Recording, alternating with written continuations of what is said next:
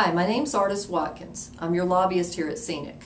I wanted to talk to you today instead of sending a written legislative update because it's time to set the record straight.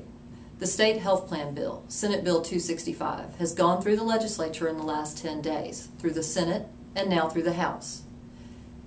There's a lot of questions out there, and I don't want you to hear from a coworker or worse yet, a legislator who has a political agenda in order to find out what this bill does.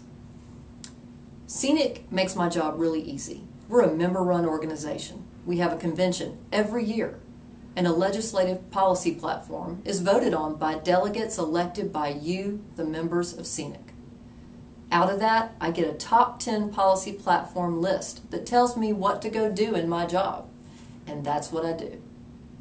On that list this year, it said no premiums, and we are fighting for that. We don't think you should have a premium. But the number one objective from you, the members, was to move the state health plan out of the General Assembly and into a state agency. So I'm going to cut to the chase. This bill, passed in the last 10 days, has a premium. Again, SEANC will continue to fight that through this process. This bill is one step. There's not been a budget yet, and the fight is not over. Rest assured, we'll fight for that, for you not to have a premium. That being said, it's imperative we take this chance with this bill to reform the system, to accomplish our number one objective voted by you. Get the General Assembly out of the picture. Get the health plan in the hands where it needs to be, away from the politicians, in a state agency. This bill also puts a board in charge of things like contracting out, picking who can run the health plan. It might not be Blue Cross next time, who knows? Guess who will decide it? An 8-member board, 4 of whom will be state employees or retirees for the first time.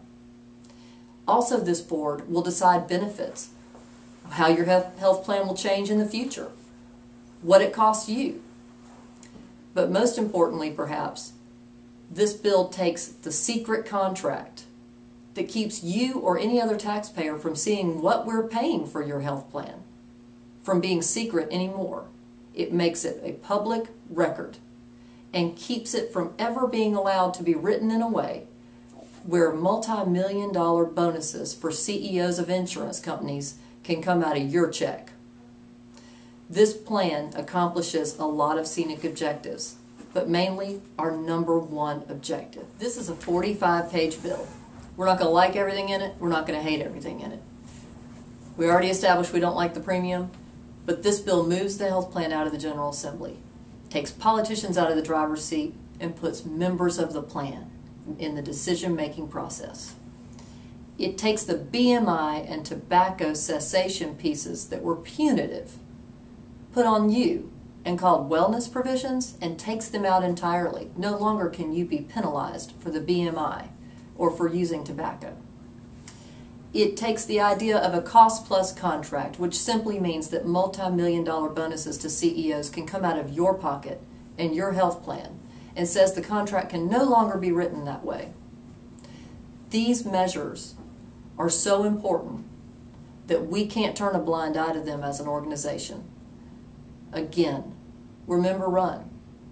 You told us your number one objective is to get that health plan out of the General Assembly. And frankly, you've made it very clear to us you want the health plan cleaned up.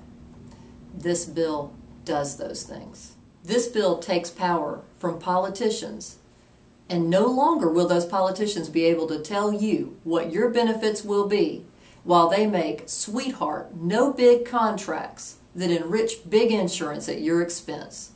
So there are people that are going to try to divide us over this issue, and they are. They're trying already. But I know we'll stand together and fight. We always have, and we always will.